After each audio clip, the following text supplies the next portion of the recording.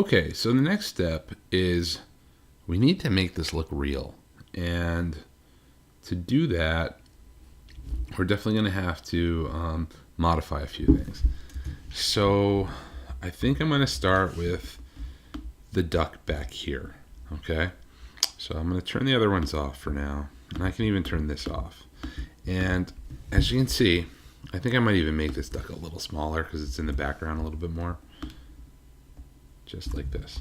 Okay, and we have this object here, this chair, and what I'm going to do is this. I'm going to select this chair, and there's a ton of selection tools I can use. Since it is a kind of inorganic shape, since it's kind of a geometric mechanical shape, it's carved out of wood, I think what I'm going to do is I'm going to use the polygonal lasso tool. And at least that's where I'm going to start. And I'm going to go ahead and I'm going to start to go around this. Just like this.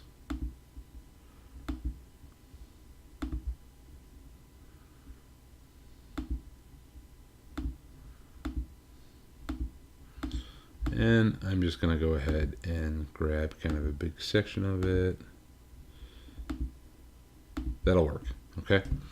And if I zoom in, there's this little hump right here. So I'm going to take the regular lasso and I'm going to hold down my shift key. I'm just going to add to that selection just like this. I kind of was a little sloppy there, so I'm going to try it one more time. Yeah, that's better. And a little bit more. Sure, that's good. Maybe this edge can kind of get selected a little bit more as well. All right, and this kind of little piece right here. All right, that's pretty good. So what I'm going to do is this, guys. I'm going to come down to the Hogwarts Hall layer. And this thing's highlighted, right? And we've learned to duplicate a layer. We click Command or Control J, and that duplicates an entire layer. But it also has a secondary function. If I have a selection made like this and I hit Command or Control J, check it out. It just will go ahead and it'll duplicate that. And it's like a little clip. And I will call this like, I don't know, how about like chair cover, right? Now, if I move this thing around, then like the illusion is gone. So really important, I want it to stay in the same place. So I'm going to put a lock on it. And I'm going to put the duck here. And I'm going to take the chair cover. I'm literally just going to put it above the duck. Hey guys, how's it going? I'm peeking out from behind the chair. All right, so that's the first one. So now let's take a look at this one. Let's take a look at the one on the table. All right, so the one on the table, I think it kind of needs a couple of things. I sort of think it just kind of needs to be rotated a little bit and maybe brought down on the table a little bit more. And really what it needs is it needs a shadow. And there's lots of ways to make shadows in Photoshop, but probably the easiest way to do it is this. I'm going to make a new layer, and I'll call it shadow. And I'll put it below the other Harry Potter doc. And since these are all called the same thing, it's hard to distinguish. So I'll call this Potter Duck Table. And then this one will be called Potter Duck Chair. And this last one will be called Potter Duck Hagrid. How about that? So anyway, yeah, I want it to kind of hang out on the table. And so it needs a shadow. So on the shadow layer, I'm going to take my paintbrush. And I could easily just grab the paint and select black. I could do that, right? But I don't really want to do that. Instead, what I'm going to do is I'm going to use this eyedropper tool right here. If you remember from Illustrator, it just will grab colors, right? And I'm going to find a shadow here that I kind of like. So that might work. And if I click on here on the color palette, you're going to see it's kind of brown. It's not quite black. And that's what we want, right? We don't want real black. I'm going to take a paintbrush. I want it to be soft. So no hardness. And I'm going to make the opacity and the flow be 100. And watch, I'm literally just going to go ahead. I'm going to put this underneath there. Okay. That seems really harsh, and it is. And I could bring my opacity down. That's one way to do it. But kind of want to, make it look a little bit better. So instead of my opacity and flow being 100 on the actual brush, I'm going to bring that down so it's low, like 10, 15%, something like that. And then when I go ahead and I paint, it's going to be really light. It's hard to even see. And essentially what I'm going to do is I'm going to paint this here area. And essentially, guys, this is what's doing. It's just a really, really, really light painting. I'm just putting 10% of paint down and then putting 10% of 10% down, which is really only 1 more percent. And I'm going to build it up like that. And to make sure that I do this correctly, and to make sure that I don't just like start painting on this chair or off the table or anything like that, I'm going to make a selection. Polygonal lasso again, because it's a straight line, right? So let's click right here to here to here to here, and let's close it. We'll flick the Potter duck back on, right? And then I'll take my paintbrush, and then this way I can just kind of paint freely, and I don't worry about it. And 10% might be a little low, so let's pop it up to maybe 20, or I'll be here all day. So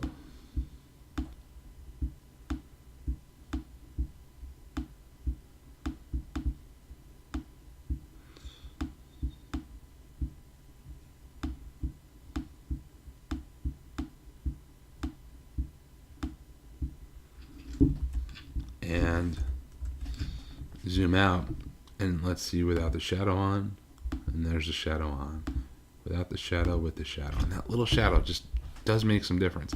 I might even go ahead and pull the opacity back even more, and see, this is great because I have opacity 2 ways now. I have it on the layer and I have it on the brush. So again, no shadow, with the shadow, no shadow, with the shadow. No, it just works out a lot better. See, so that's just a trick to kind of hide in there. So I got the little guy here, I got this one here with the shadow, and last but not least, I got this one. I got the Hagrid duck. Now, what do I got to do here, right? I wanted him to look like he's kind of like hiding behind Hagrid, and he's kind of popping out behind him a little bit, right? I want that look. So, I mean, the first thought I think most people would have is like, you should erase stuff. So I'll go to the eraser and I'll just see if this works. So I'll just cut part of this out like this, and there's his foot, and that's kind of the idea. Do you think that might work?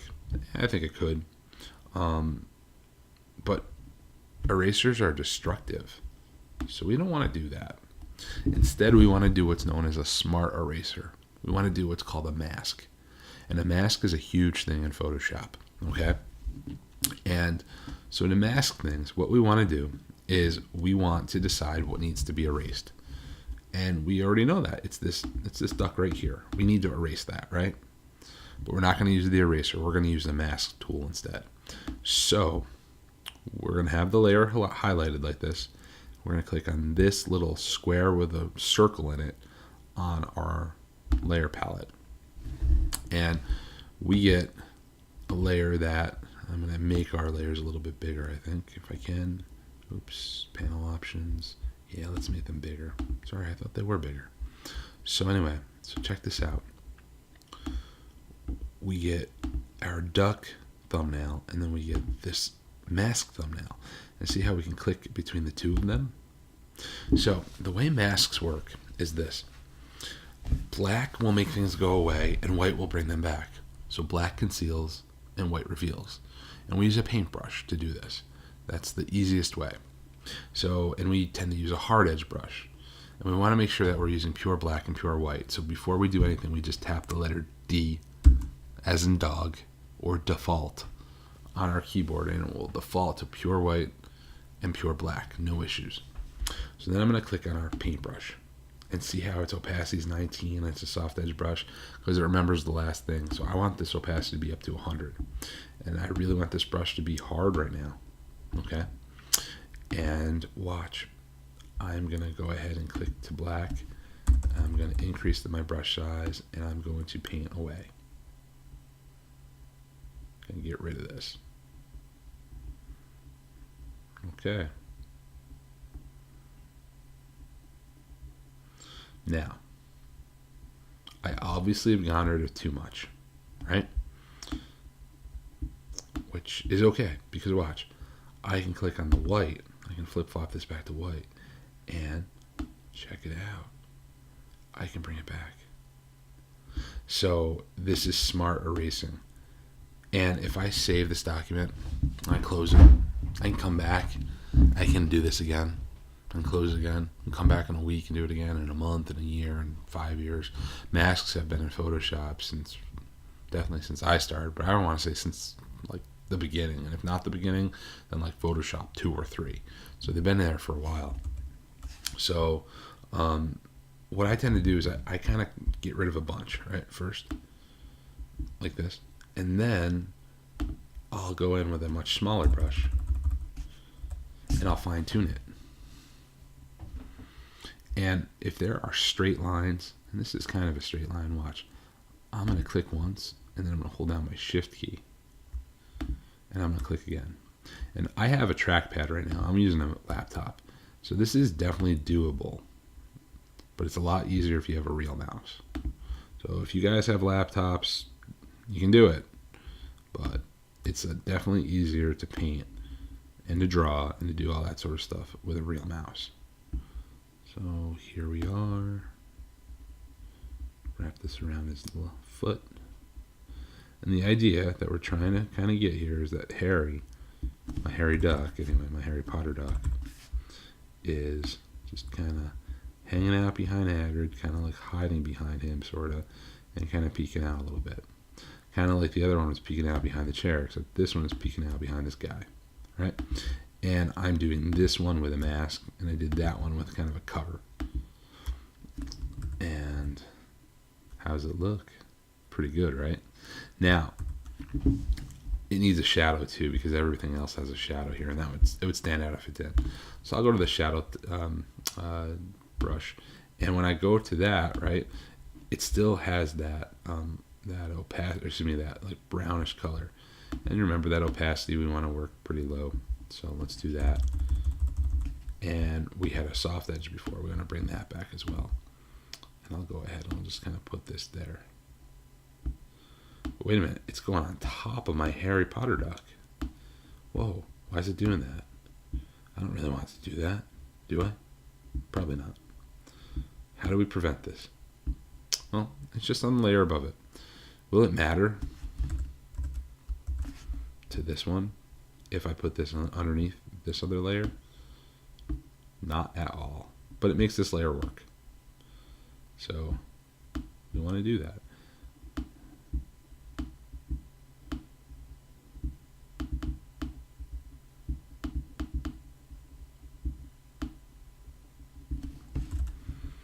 And there I go. I've gone ahead and I've hid the duck in here. I shouldn't say I've hidden the duck, but I've put the duck in a couple different times. Now,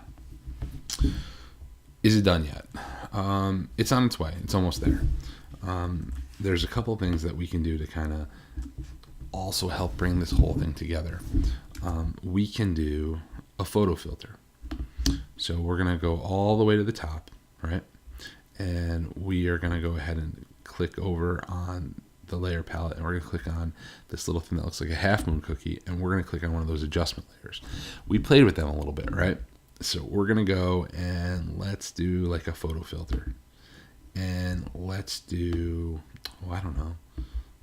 Oops. Adjustments. Lost it for a second. There it is. It comes under properties. All these things kind of bunched together. And there's all sorts of filters that we can pick. We can pick like a yellowish density figure. That would be kind of cool if you think about it, right? Kind of almost have like a sepia tone, right? There's also like cooling filters if we wanted to, which that doesn't really work out. Let's see. There's different colors too. Yellow, violet, deep red. I don't know if those work out. I kind of like one of the original ones, the Warmy filter, because it kind of gave like a sepia tone appearance, and just sometimes it just all it does is it just puts a little bit of tint of a color on here, and that's enough. We can always just pick a color too, and we can go ahead and we can pick any color we want, and that is a thing that we can do as well. The higher the density, the more the color kind of comes together. See, one would think that like, wow, you're all the way up to like 70%. That should be really blue. The reason's not is because this thing called preserved luminosity is on. Luminosity is just a fancy word for light. So it's preserving the light and the brightness in the image. If I turn it off, then it gets really dark. But if I do that, that kind of normalizes the color and brings it all together. If you think about it, it kind of was a yellow picture. So if I go ahead and I add some blue to it, it kind of brings it all together. I feel like that 70% is too much though. So maybe if I bring it down to like a 40, that's a little bit better. Now, does it fit completely? Of course not. There's a bunch of rubber ducks dressed like Harry Potter at all different sizes in here. But the mechanics of building this thing work. So that is definitely something that works out. One other thing, while I have you here with these adjustment layers, I want to go ahead and I want to make it so I can really affect the tones of the image, like make it brighter or make it darker. That's where I'm going to use this one here called levels. Okay. Now levels has 3 parts to it. It's got a part for darks, it's got a part for lights, and then it's got a mid-tone section, right? And we will get into this way more in graphics too if you take the class. So essentially, if I want to bring this image and I want to make it a little bit darker, I'm going to drag it this way to the right a little bit. And you see how that all just gives us it takes all the darks and makes them darker essentially. If I want to make it brighter, I take the white one, I bring it to the left, it takes all the lights and then makes it lighter. And if I want to go ahead and I want to play around with the in-betweens, I take the mid-tone and I bring that over, and that takes all the kind of the middle tones and makes it darker. If I move it to the right, if I move it to the left, it takes all the middle tones and I move it a little bit lighter. I like a punchy image, like a contrasty image. So I like an image that is kind of got a little bit dark going on. So I'm going to go ahead and I'm going to darken this a little bit. Just a tad. I don't want it to be like black or anything like that. And then I might even go over here and I might pump up the brightness a little bit and then experiment a little bit more with the midtones. And I'm editing tones right now, and I'm kind of doing it by eye, and that's okay right now because again, I'm just learning, right? Or I'm not learning, but you're learning, right? But I'm doing it by eye, and just to kind of see like what it looked like before I had both of these things on there. It looked like that, and I've just gone ahead and I've brought it in like this. And what this does when we add these layers on here, when we add these adjustment layers on here, it helps kind of blend our image together a little bit more. And the cool thing is that these things are also layers. So if I feel like that's too dark, I feel like I did a little too much there, I have opacity. I have a dimmer switch, essentially. I can take the dimmer on, or I can keep the dimmer on. I can turn it all the way off, and I have all these things in between. Same here with the photo filter. It's a dimmer switch, so I can go ahead and if I like it where it was a little brighter, where it had a little bit more yellow, I can pull it back a little bit. I don't have to pull it back all the way, but I can pull it back to, I don't know, 40, 45%, 50%, something like that. This is the beauty of utilizing adjustment layers.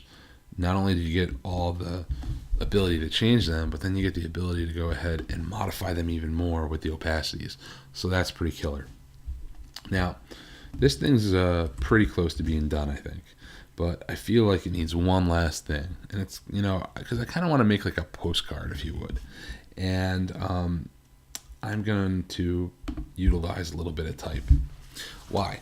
Well, we ended Illustrator with type, and it's really similar over here in Photoshop, and I want you to see that. And I'm literally just going to go ahead and I'm going to open up my character palette, window and character, just like Illustrator, and look, it looks really similar. And I'm going to go ahead and click right here, and I'm going to type out welcome to Hogwarts. I'll use my move tool and I'll bring it over here. It's a little big, right? So let's go ahead and let's make it smaller. So we can go ahead and change our font size here. Now, the cool thing in Photoshop is I can come over here and wherever there's like, a place where I can input values, I can do what's called scrubby sliding. And watch, I can click on this double T and I can move it to the right and it makes the number bigger. I move it to the left and it makes it smaller. So I don't even have to go ahead and type in there. I can just move these things left and right. So that looks kind of cool. Welcome to Hogwarts. The font, right? While I do kind of like Futura, let's pretend I don't. I'm going to highlight the font. And I'm just going to use my up and down arrows. And check this out. It just changes. See, before we had to click on the font and we had to kind of like decide what we wanted. And that's great. But the sample is just like really small. So this allows us to go ahead and just pick it right here, literally by clicking here and just going up and down. And Photoshop's had this for years and it's just awesome. And I'm a graphic designer. I know my fonts. I know what fonts I like to use. But I also like to look because, while I have my favorites, for sure, my go-to fonts for if I'm making logos or something like that, sometimes I just want to see something else. This is, let's see, Governor Regular. I don't know. Something about that I kind of liked. I feel like I want a serif font. Ooh, look at that. That's magical, isn't it, with all the stars? That's a Happy New One something. Probably a Happy New Year font. This is one that looks like Breaking Bad. These are just ones that are installed on my computer. These thin ones are very chic. Yeah, doesn't really speak Hogwarts to me. That doesn't speak anything. That's just dingbats. And yeah, I'm just cycling. This is proof that I'm literally a real person and I'm deciding right on the spot. And it's okay. Cycling through a bunch. I'm in the L's. I have a lot of fonts. Welcome to Hogwarts. That's kind of fun with the type or with the text. Ooh, Old English, Lucidia black letter. No.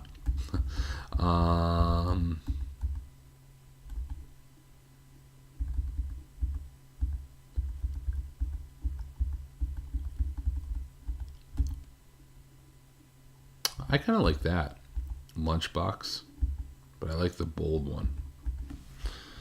I think it needs to be a little bigger. Yeah, that's kind of fun. Color. If I want to change the color, while I think white works, right here on the character palette, I can click on here and I can pick a color.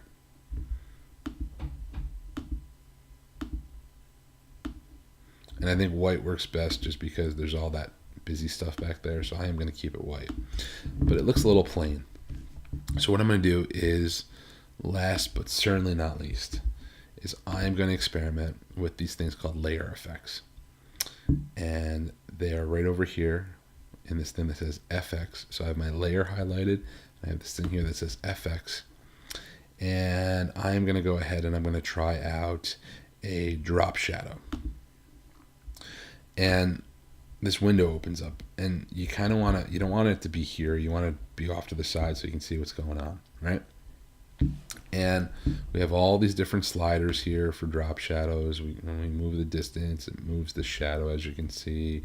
I can change the color of it if I want to a different color. I can make it purple, for example. I can play around with the opacity so it's really hard to see or really thick. All sorts of stuff. I can increase the size, which is going to make it so it's super fuzzy. If I decrease the size, you're going to really see it. Okay.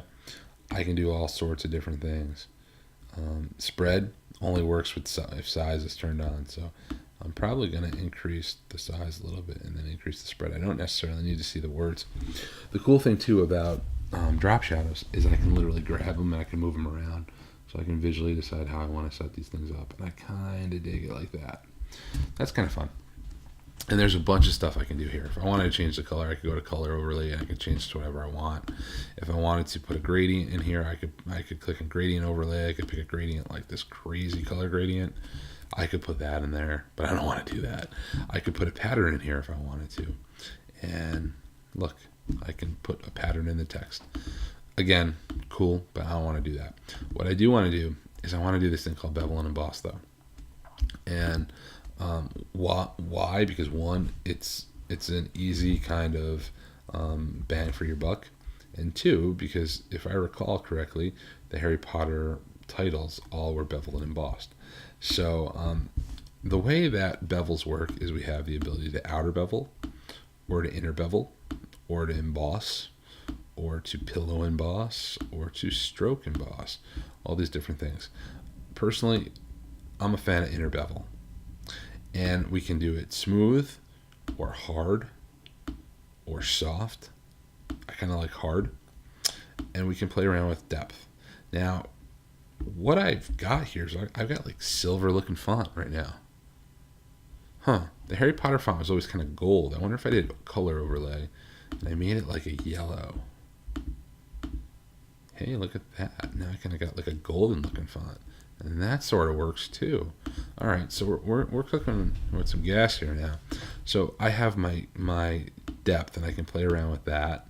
And that's just going to modify what this thing looks like a little bit. Kind of makes it look a little 3D. I can increase the size of the bevel, or I can pull the size of the bevel back. Totally up to me. I can also soften the edge of the bevel if I want. I don't really like soft bevels, so I keep them pretty rigid and pretty crisp. I have shading. I can use global light, which means I use the same light that I used with the drop shadow. I can do that. Or I can be master of the universe and have two suns, which I like to do better. And I can go ahead now and I can move this light around. And you see as I move this little dot around, it changes how that looks pretty much quite a bit. And that's kind of fun right there. You gotta make you always have to find that happy medium where you always have readability over style. Underneath this we have gloss contours, and we have all these different ones, and by default you start out here in linear, and then there's all these other kinds. They all have different names. These are essentially just math equations, so like Gaussian or double ring or ring and all this sort of stuff. I think we were on one of these earlier. I kind of like this cone one. It's kind of cool. This is the inverted cone. That kind of works too. I think if I do that and I play around with the light a little bit more, I'm really going to like it. Now, again, do I have like favorites? Yeah, I do. But I still experiment a lot because I don't want my stuff to always look the same. So I try different things pretty regularly. And you should too, because if you don't, your stuff gets stale. And I'm going to zoom out a little bit, see if I can read that. I totally can read that. Welcome to Hogwarts. I also can play around with my opacities of my highlights. I can make them brighter or less bright, and also my shadows. I can, push the shadows darker or less dark. I'm zooming in and out, by the way, while I'm in this window by using Command or Control plus to zoom in and minus to zoom out on the keyboard. I kind of like that, and I'm going to say okay. And here's the fun part. So these effects, I can turn them off the layer whenever I want. And I can say, that's what it looks like. Well, it's got color overlay. If I take the color overlay, it looks like that. If I take off the bevel, it looks like that. If I take off the drop shadow, it looks like that. And notice when I took the drop shadow off, really, it doesn't work as well. So the drop shadow really helps that. So I have the ability to go ahead and modify all those things, and those again are called layer styles, and you access them by selecting your layer and clicking over here on this thing that says FX. Sometimes people call them layer effects, but they're really called styles. And so this is what I got. Check it out. This is my composite, right? And I've taken my Harry Potter duck and I've gone ahead and I've incorporated him into this Hogwarts hall that I found, that I cleaned up a little bit, and then I went ahead and I masked him a little bit, and I did like some cover layers, and then I played around with some adjustment layers, and last but not least, I played around with a little bit text and some layer styles. So this is what I'd like you to do. I would like you to create me a postcard just like this. Mine's a little wider than a postcard, So you might want to keep yours at about, make a new document, and I would say you can go into the photo aspect of the document, and you can make yours about a landscape, about a 5x7. That ought to work. Resolution, I'd say work around 200. Color mode RGB, and color profile always and always Adobe RGB. And I'd say that you could build your composite into a document that looks like that. And the goal is this, is that you will go ahead and you will make it look like this. You will bring in not one, not two, but 3 ducks. You will modify their sizes. You will incorporate them into the image in different ways. You will use at least one mask. You can use one of those cover layers.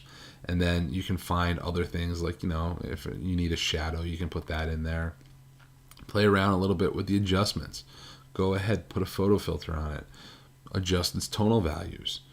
Try different things than I did too. That's fine. Go ahead, put some text in there, right? Welcome to Hogwarts, because we're in Hogwarts. But what if you're in Vail, Colorado? That's when yours says, visit, sunny Colorado, where the skiing is great. I don't know. You decide what it's going to say. But this is what our assignment is. This is where we're going next. So, have fun with it, enjoy it, and, do what you can to create a believable composite. Thank you.